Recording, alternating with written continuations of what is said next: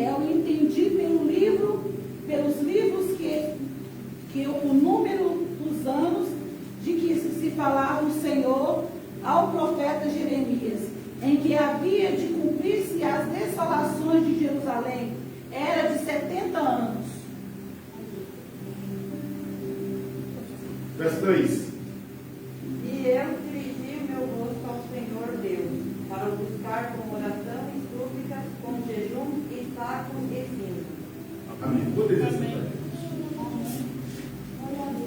Aleluia. Eu quero abençoar os irmãos nas horas que nós passam rápido. Toda vez que nós chegamos na igreja, na casa de Deus, nós vemos as horas passarem tão rápido. O tempo parece boa.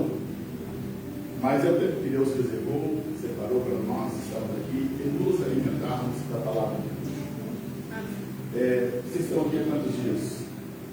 A campanha vai terminar no dia 22. Não, a campanha termina no dia 12.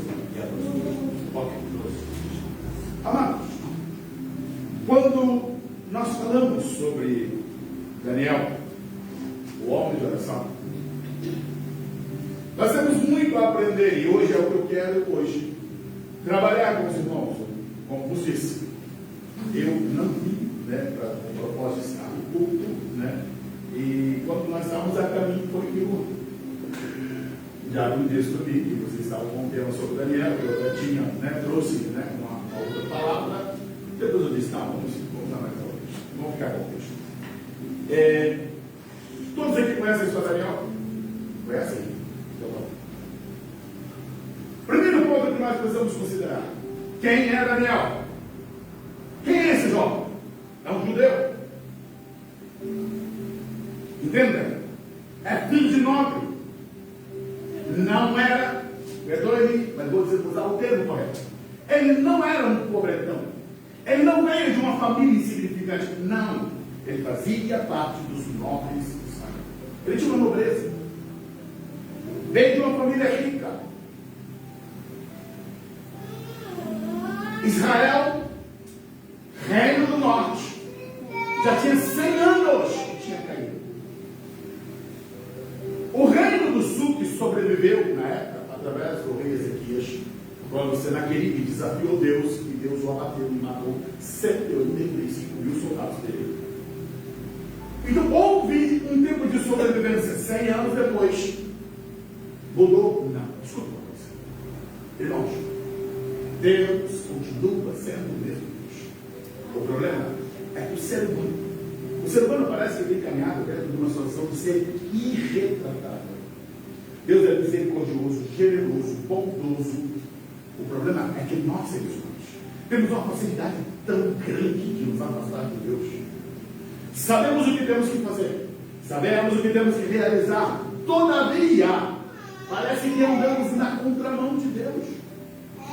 Caminhamos totalmente contrário àquilo que Deus tem para nós. E infelizmente, o Reino do Sul, que não precisava ter passado pelo que passou, por causa da desobediência, por causa do seu pecado, enfrentou o cativeiro babilônico. E aqui é que entra a palavra. Daniel é um jovem, possivelmente, não temos a idade dele, mas quando, aí vamos trilhar um pouquinho, abre lá, a tua Bíblia, Daniel capítulo 1, versos 1 e 2.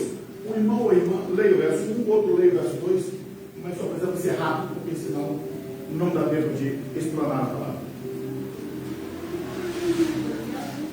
Daniel 1 e 1. No ano terceiro do reinado de Joaquim, rei de Judá, veio Nabucodonosor, rei da Babilônia, a Jerusalém, e o citou. Alguém lê o verso 2? E o Senhor entregou nas suas mãos a Joaquim, rei de Judá, uma parte dos utensílios da casa de Deus, os quais levou para a terra de Siná, para a casa dos seus deuses, e pôs os utensílios na casa do tesouro dos seus deuses.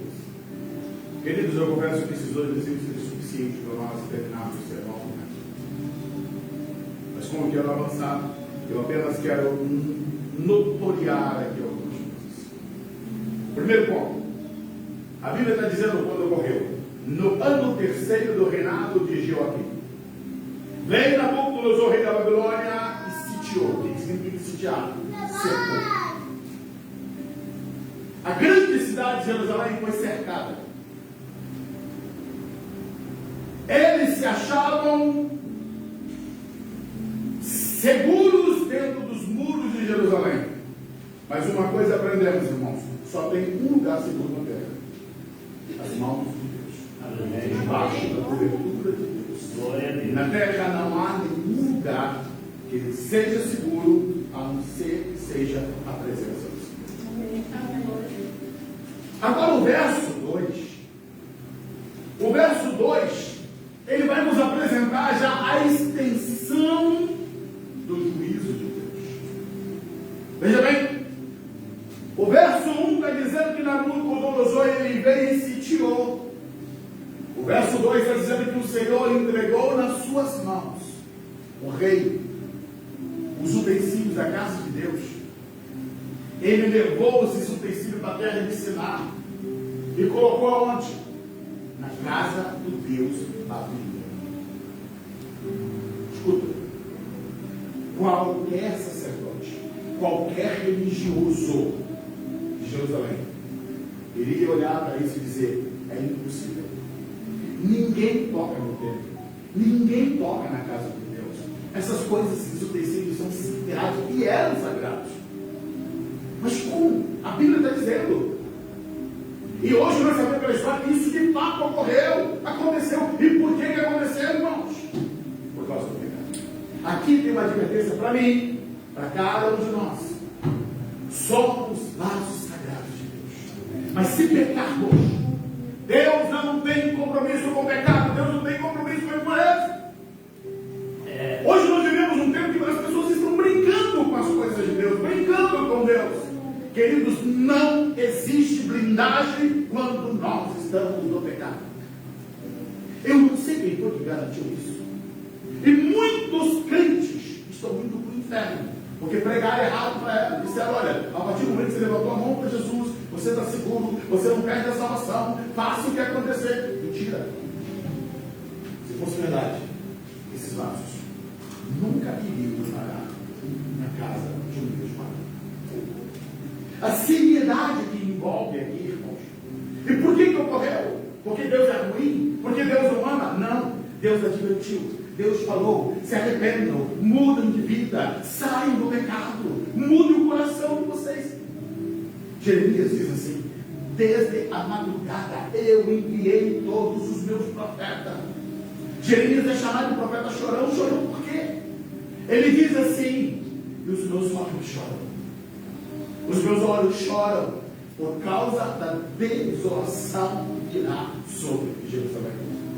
Aquele homem em lágrimas, ele ia para as ruas e dizia: olha, se vocês não se arrependerem, Deus vai trazer um juízo sobre essa casa. Então o que diziam? O templo é morada de Deus. O templo é a casa de Deus. Então, enquanto o templo estiver de pé, nada vai acontecer. E isso é a mentira que hoje tem. Não, eu aceitei Jesus, eu tenho meu cartão de membro, eu faço parte da igreja, eu sou. Não, Deus não compactua com o pecado de ninguém. Eu tenho afirmado, sempre tenho dito para os líderes: caia quem tiver que cair, fique com teus olhos em Cristo. Não caminhe com quem está errando, não caminhe com quem está pecando. Não importa. A pior companhia que você vai ter é a companhia dos pecadores no inferno. E a Bíblia diz que aqueles que entram pelo caminho largo, pastor, são o quê? São muitos. Aqueles que entram pela porta estreita e entram pelo caminho apertado são poucos. Eu prefiro ficar com muitos. Eu quero estar com os poucos, mas eu quero estar no céu. Eu não posso abrir mão da verdade de Deus. E a Bíblia está dizendo aqui que Deus entregou. Deus entregou. Olha, irmãos, quando eu olho para a palavra e vejo quantos e quantos que Deus deixou. Olha, eu vou tentar correr, mas escuta uma coisa. Jesus, ele escolheu 12 homens. Esses 12 homens caminharam com o Senhor. Mas lá no final, nós temos um, que a Bíblia diz que o diabo entrou nele. Quem é? Judas. E por quê? Peraí, o tesoureiro do grupo é um homem que expulsou demônios, é um homem que curou infernos. Quando Jesus enviou os 12, pensa que com Judas não houve milagre? Claro que houve, com todos. Mas o que aconteceu, irmãos? A Bíblia diz que Judas, ele enveredou pelo caminho do roubo. Ele começou a roubar das coisas de Deus. E por fim, ele vai vender o Filho de Deus. E as cordas se soltaram a ponto do diabo entrar. E a questão é, Judas era um salvo. Judas era alguém que foi chamado para o apostolado. Mas ele se apostatou, ele se desviou, ele perdeu a sua salvação por causa das escolhas erradas. Isso é advertência para mim, para você. Isso é advertência para todos nós. Eu olho para esse texto e vejo: o Senhor entregou nas tuas mãos. Que tragédia, que terror, que horror é olhar para um texto desse e saber. Por que Deus permitiu? Deus permitiu, irmãos, porque há uma tolerância de Deus. Há uma tolerância de Deus. Deus é misericordioso, ele é compassivo. Paulo, quando ele escreve para Timóteo, ele diz o seguinte: a alguns homens o pecado, o juízo é imediato, mas a outros o juízo vem muito posteriormente. E o que eu tenho visto no decorrer desse tempo? Pessoas que pecam, e não acontece nada. E elas pensam: Deus não está se importando. É impreciso. É impreciso. Eu li um livro que o autor ele disse da seguinte maneira: escuta isso. A demora em Deus agir para punir o pecado, isso não significa dizer que Deus ele está indiferente ao pecado, que Deus não está nem aí para ver pecado. Não. A demora de Deus estabelecer o juízo significa misericórdia de Deus para que aquele coração se arrependa. Mas o que ocorre? Ocorre o efeito contrário. Pecou, não se arrependeu, não houve punição, não caiu raio do céu, não deu trovoada, não aconteceu nada. Aí a pessoa repete o pecado. Repete o pecado, continua no pecado. E quando o juiz pega, é o que acontece no juiz. Não há uma justiça. Tem um texto de Provérbios que diz assim: o homem que muitas vezes repreendido endurece a sua cerviz, será quebrantado de repente, sem que haja mais. Provérbios 29. Então nós temos que verificar. Deus advertiu Jerusalém. Eles não deram ouvidos. Mas o juízo chegou. Mas nós vamos aqui para falar, Daniel. O juízo chegou, estuda isso. Que agora eu quero costurar aqui a situação. Pecaram contra Deus. Pecaram contra o Senhor. Deus entregou o rei de Judá nas mãos da Babilônia. Os artigos, os utensílios da casa de Deus foram levados para a Babilônia. E Daniel também é levado. E aqui entra um ponto, que eu e você temos que refletir. O que é que te segura na presença de Deus? O que é que te segura na casa de Deus? Porque tem muito crente que só está na presença de Deus se tiver garantido com bênção. Não, Deus tem que me ouvir. Não tem um tal dessa coisa, né? Eu botei Deus contra a parede e Deus tem o quê, irmãos? Ele já teve misericórdia de mim, você ter nos dado toda a minha vida. Mas nós precisamos aprender a nos posicionar. Quem é o Senhor é Ele, nós somos servos. O fato de Deus ter usado misericórdia para conosco não muda a nossa posição. Nós não temos nenhuma posição de privilégio de dizer: Deus, o Senhor tem que me dar. Parecemos crianças pirracetas. Já viu aquela criança pirraceta que bate o pé e diz que quer e se joga no chão e faz aquele fuzuê? E se o pai ou a mãe não ceder, ele diz: pô, Deus, isso não funciona. Não. Isso não funciona no Evangelho. Isso não funciona no reino de Deus. O que nós enxergamos aqui, escuta, nós estamos diante da pior tragédia que Jerusalém podia viver. Tudo deu errado. O rei foi levado cativo, perderam tudo. E Daniel vai para a Babilônia. Um adolescente, 13, 14, 15 anos, talvez não mais que isso. E qual é a postura desse jovem? Não vou me encontrar. Verso 8 diz assim: vai lá, bota o rei aí, e vou pedir para um irmão, então vamos interagir. Pode ler o verso 8. Não, 1:8. E Daniel propôs no seu coração não se contaminar com a porção das iguarias do rei, nem com o vinho que ele bebia. Portanto, pedia ao chefe dos eunucos que ele permitisse não se contaminar. Entendi. Peraí. Deu tudo errado.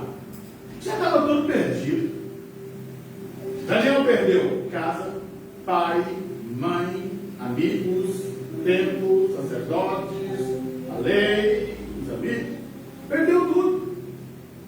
E para que ser fiel agora? Não, escuta. Roubaram tudo dele, mas não puderam roubar a fé dele. Mas puderam tocar na fidelidade dele. Irmãos, podemos perder tudo, mas não podemos perder. Esse jovem chega lá e ele diz: olha, eu não sei, não entendo trabalhar de Deus, mas eu sei que Deus continua sendo Deus. O problema não está em Deus, o problema está nos meus pais, o problema está no rei, o problema está nas pessoas à nossa volta. Queridos, nós precisamos enxergar por que esse mundo está dando errado. Os ateus estão colocando a culpa em Deus, mas nós temos que olhar por que essa terra está do jeito que está. É porque nós, seres humanos, pecamos, erramos, abandonamos Deus, abrimos porta para Satanás, abrimos porta para o inimigo e colhemos exatamente aquilo que nós estamos. Gerações após gerações estão vivendo uma vida de pecado, abandonaram a Deus, abandonaram o Senhor, estão criando serpentes. Quem cria serpente não vai comer picado, vai ser picado. Como? Eu faço um criador de serpente, eu vou achar que eu vou colher gado, vou ter gado no pasto. Como? Os homens estão jogando ovos de serpente, os homens estão cada vez mais criando serpentes que têm picado, e cada vez mais a vida do ser humano sobre a terra tem sido de dor, de enfermidade, de desespero, de crises. Culpa de Deus? Não, culpa nossa. Mas Daniel é alguém que vai andar na contramão, porque ele está dizendo: eu não vou me contaminar. Só que ele, Ananias, Misael e Azarias, 4, escuta, não foram levados 4 jovens para lá, foram 10 mil. E por que só 4? Porque eles decidiram, propuseram no coração: não vou me contaminar. Escuta, irmãos, eu disse há pouco momento, escolha estar entre a minoria que agrada a Deus do que estar entre a maioria que desagrada o Senhor. O que aconteceu com os outros jovens? O que aconteceu com os outros judeus? Não tiveram paciência. Já que perdemos. Se misturaram, se contaminaram. Eu tenho que decidir: eu não vou me contaminar. Isso é uma decisão que você faz. Eu não vou me contaminar no meu trabalho, eu não vou me contaminar com os amigos, escuta, pior ainda, eu não vou me contaminar com o grupo da família, porque às vezes nós temos familiares que não são cristãos, que não têm a mesma fé e querem nos empurrar no pecado, e a gente vai dizer: não, vai lá, posso ser seu parente, eu gosto de você, mas a minha fé não se contamina. Eu não posso abrir mão do meu compromisso com Deus por causa de A, B e C. É por isso que Jesus diz lá no Evangelho de Mateus, Evangelho de Lucas, capítulo 14: aquele que não renunciar pai, mãe, mulher, filhos e filha, por amor de mim, não é digno de mim. No verso 33 ele diz: aquele que não renuncia tudo quanto tem, não pode ser Deus. Então caminhar com Cristo exige de nós renúncia. Nós temos que renunciar a nós mesmos, temos que renunciar ao pecado, renunciar, seja lá o que for. Não pode ter nada entre nós e Deus. Qualquer coisa aqui tem que ser expurgado, lançado fora. E Daniel entendeu isso. E ele vai escolher vivenciar uma vida de pureza diante de Deus na Babilônia. Irmãos, um texto é tão importante. Escuta uma coisa. Às vezes a gente lê a Bíblia tão apressado e não presta atenção nos detalhes. Escuta, Babilônia não é uma cidade qualquer. Babilônia não era um país, não. Babilônia era a sede do império. Quando você lê na história secular, A Babilônia é tida como uma das 7 maravilhas do mundo. Lá, Nabucodonosor fez o tal do jardim suspenso da Babilônia. Sim, qualquer livro de história que você abrir, a Babilônia esteve no seu apogeu, dominou o mundo. E esses meninos estão exatamente na maior metrópole do mundo da terra. Escuta algo. Qualquer jovem, qualquer pessoa, daria de tudo para sentar na mesa dessa. E esses meninos dizem: não, porque vocês são doidos, vocês são malucos, como é que vocês podem desprezar isso? Não, se disser a Deus, estou fora. Infelizmente, hoje nós estamos de status, né? Quero ficar bem na foto, quero ficar bem diante das pessoas. Mas Daniel não estava postado. Ele entendeu que mais valia agradar a Deus do que desfrutar momentaneamente os prazeres que Babilônia oferecia e ofertava. Eles escolheram. A Bíblia diz aqui que eles abriram mão do vinho, dos manjares, das comidas. Para pensar um pouquinho. Hoje nós temos restaurantes que são tops aqui na Europa.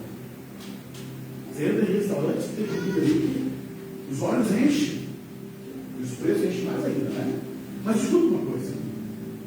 Qual era o mundo que era servido? Escuta, era o melhor dos melhores. Qualquer hotel 5 estrelas fica pequeno diante dessa mesa que está posta. E essa garotada olha para tudo aquilo e diz: eu não quero isso.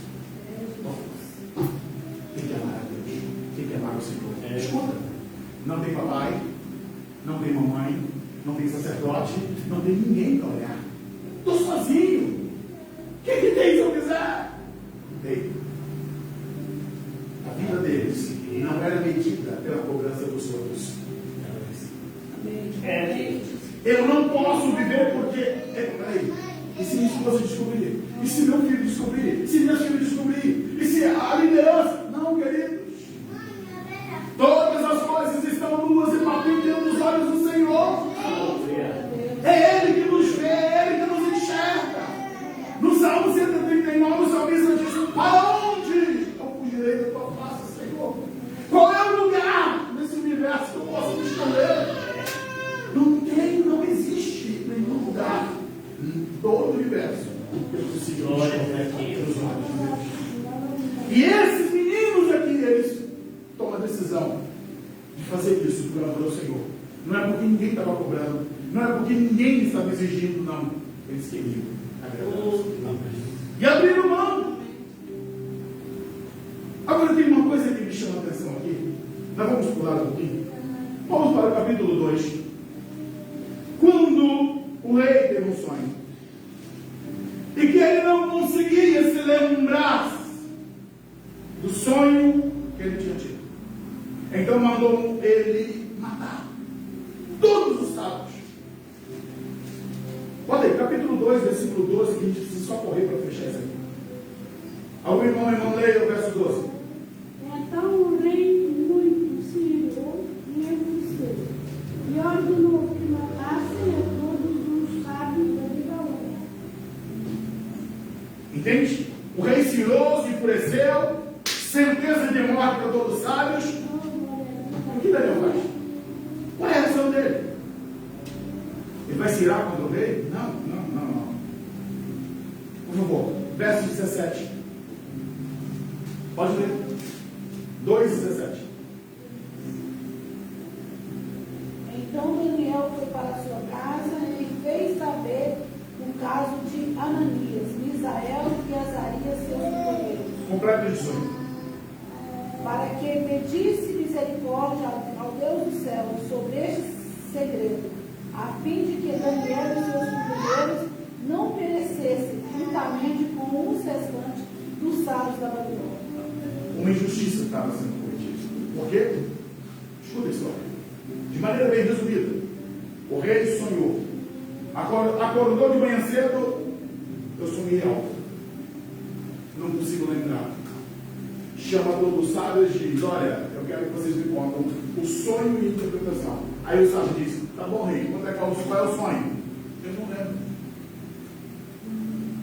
Ele disse, rei, se o senhor nos contar o sonho, a gente vai dar a interpretação. E o rei se enfurece e diz, não, vocês são pagos, vocês não sabem, vocês vão ter que dizer o que eu sonhei.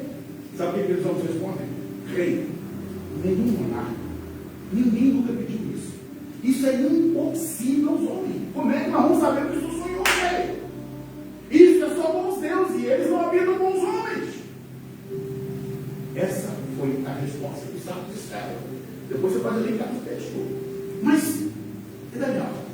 Daniel vai lá, entrar em turbulência com o rei, dizer, ó, o senhor está sendo injusto, o senhor não pode fazer isso. Não. Ele vai para casa. Vai fazer o quê? Aleluia, Jesus. Aleluia. Tem uma sentença de morte sobre a cabeça dele. Mas ele não vai. Queridos, nós precisamos aprender o caminho da oração. É como eu disse, a oração é um elemento insubstituível. Infelizmente, disseram para nós que nós não podemos orar tanto. Isso é fanatismo. Isso é coisa de fanática. Para que orar tanto? Deus já sabe, Deus conhece tudo. Mentira.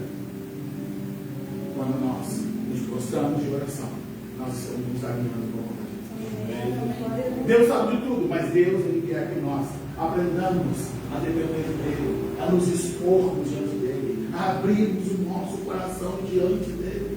Sim, é para isso que serve a oração, para nós nos aproximarmos de Deus e nos alinharmos com a vontade e o querer dEle.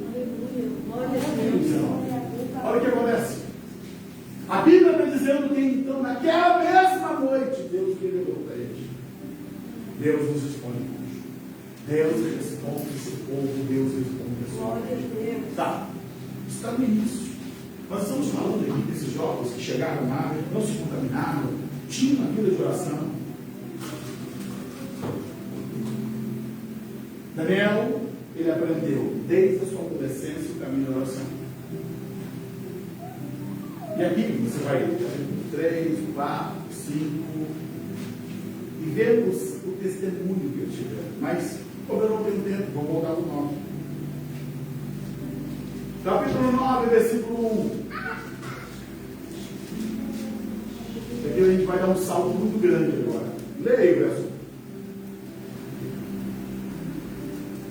E no ano primeiro de Dário, filho de Assuero, da nação dos Medos, o qual foi constituído rei sobre o reino dos Caldeus. Tá bom, irmãos? Escuta. Você consegue mensurar o que aconteceu aqui? Você tem noção do que está passando aqui nesse texto, do versículo 1 do capítulo 9? Qual é a distância que tem do capítulo 9 para o capítulo 1? Escuta isso. 7 anos. Nós estamos falando de 7 anos. São 7 décadas. Eu não cheguei aos 7 anos. E qual é a grande lição que tem aqui? A Bíblia está dizendo aqui, bota o verso 3. Eu dirigi o meu rosto ao Senhor, Deus, para buscar oração e rogos em jejum, em pano, saco e cinza. Tá bom? Se pensarmos que Daniel começou com 15, nós estamos falando de 12 por 85. O que ele está fazendo, irmãos? Está orando, está jejuando, está subindo. Sabe o que eu aprendo? Vida com Deus não é ajuntamento de semana. Não é apenas aquele momento de uma festividade. Vida com Deus é uma vida intensa, contínua. Daniel passou os primeiros anos, passou 10, 20, 30, 40, 50, 70 anos. Ele continua mesmo. Sabe o que está faltando na igreja hoje? Perseverança, estabilidade, continuidade. Encontramos uma pessoa hoje, ela está na frente, está na bênção, está na glória, e está ali, está cheio de Deus. Passa um mês. Fala um pecado, não pecado. Fala longe, não sei o que, está dando escândalo. Daniel é o exemplo do homem que durante mais de 70 anos, escuta, ele continuou na Babilônia. no meio da impiedade, no meio de toda pecaminosidade, no meio de todas aquelas tentações. Em nenhum momento esse homem caiu. Por favor, capítulo 6. Capítulo 6. Não demos ouvidos aos seus servos, os profetas. Não, capítulo 6. Vamos lá, olha só. Nós vamos abrir o capítulo 6. Leia para mim o versículo 3. Então o mesmo Daniel sobrepujou a este presidente e príncipes, porque nele havia um espírito excelente, e o rei pensava constituí-lo sobre todo o reino. Nele havia um espírito excelente. Vamos entender bem. Babilônia vai cair no ano 538. Quase 70 anos depois da deportação que foi no ano 607. Então começa agora o Império Medo-Persa. Trocou o império. Agora é outro imperador, de Dário e de Ciro. É um outro imperador. Já passou a Babilônia. Agora lê o 4. Então os presidentes e os príncipes procuravam achar a ocasião contra Daniel a respeito do reino, mas não podiam achar ocasião ou culpa alguma, porque ele era fiel e não se achava nele nenhum vício nem culpa. Cuidado com excelência. Aleluia, glória a Tá, Deus. mas quem é que ele tinha do lado dele fazer isso? Saudade de chuva nossa. Todo lugar, gente. É assim que Deus. Por que eu tenho que dizer que fulano fez, Beltrano, Ciclano? Saímos apontando do nosso lado, olhando sempre os fracos, os débeis. E aí ele vai justificar nosso erro. Daniel ia olhar para quem? Ele olhar para o céu. Aleluia, glória a Deus. A classificação que é dada a ele é: não podia achar ocasião alguma, porque ele era fiel. Não se achava nele nenhum erro, não se achava nele nenhuma culpa. Mas por que ele era assim? Porque ele decidiu, irmão. Ele decidiu viver a santidade, ele decidiu viver a pureza. Se eu e você decidirmos viver a santidade e pureza, nada te arranca da presença de Deus. Nada te tira da santidade. Porque é Deus que nos sustenta. Eu decidi ser santo. Deus me capacita a viver a santidade. Aleluia. Então esse texto aqui, para mim, é o ápice de dizer vida aprovada.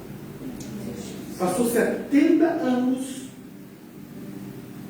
em meio a toda aquela ação pagã e não se contaminou, não se corrompeu em nenhum momento.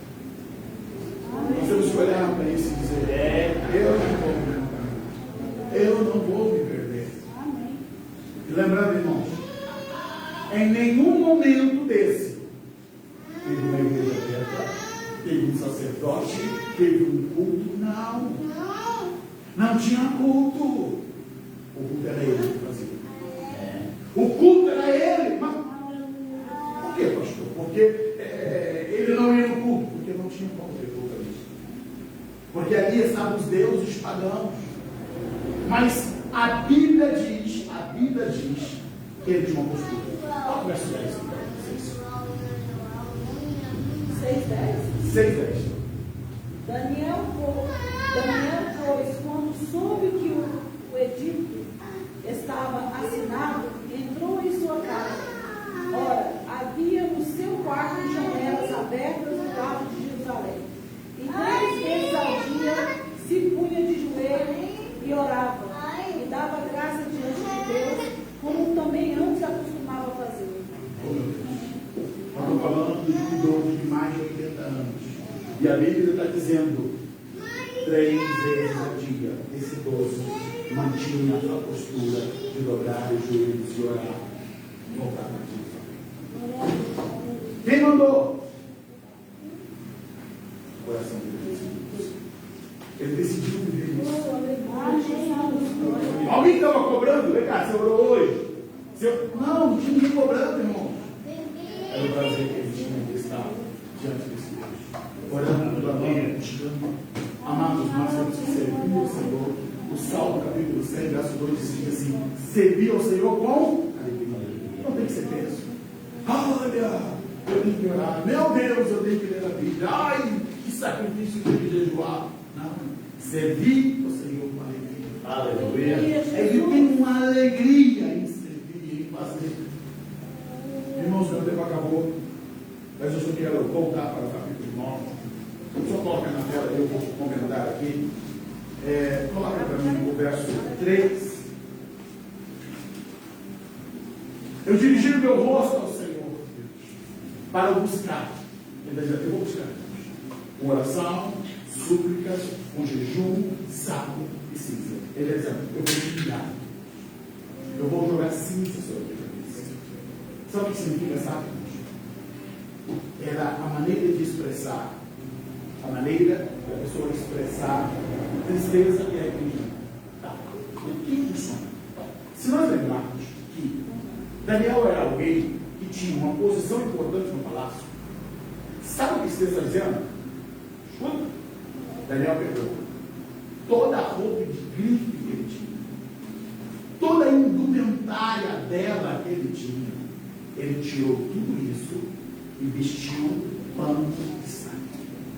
O pano de saco era aquele pano rudimentar. Imagine agora um nobre andando de pano. Alguém vai dizer: virou, enlouqueceu. Mas é isso que ele fez. Tem um hino, né, que há tempos atrás cantávamos muito: não importa o que vão pensar de mim, eu quero. Aleluia. Não importa como vão me analisar, não importa o que vão dizer. É isso que Daniel pensou. Pode me chamar de louco, de maluco. Não é porque não tenho roupa, é porque eu escolhi me humilhar e vestir de pano de sangue. E para terminar, olha o que diz: orei ao Senhor meu Deus, confessei e disse: ah, Senhor, Deus grande e temível, que guarda aliança e misericórdia para com os que te amam e guarda os seus mandamentos. Verso 5: temos pecado, cometido iniquidade, procedemos perversamente e fomos rebeldes, apartando-nos dos teus mandamentos e dos teus juízos. Eu encerro dizendo: eu percebi em casa. Sabe como é que nós vamos crescer? Quando nós aprendemos a nos humilhar diante de Deus. Qual é o pecado que Daniel tinha cometido? Não, ele tinha uma pressão diante do Senhor. Mas ele, escuta, ele se identificou com todos que estavam à sua volta. Ele está dizendo: o pecado dos meus pais são meus pecados. O pecado dos meus irmãos são meus pecados. E eu vou pedir perdão por eles. Eu vou tomar tudo isso e dizer: Deus, tem misericórdia de nós. Pecamos contra ti. Usa de misericórdia, usa de bondade. A humildade é o princípio do crescimento e da maturidade. Quando nós achamos que somos melhor do que A, do que B, do que C, nos achamos mais importantes, nós desaprendemos esse princípio da humildade de nós buscarmos o Senhor. Você coloca ele aqui. Amém. Glória a Deus. Queria que você fechasse os seus olhos. Senhor Deus e Pai, chegamos diante do teu altar, ó Deus, para clamar por misericórdia. Senhor, tenha misericórdia de cada um de nós. Queremos declarar que te amamos, te amamos, te amamos, Deus.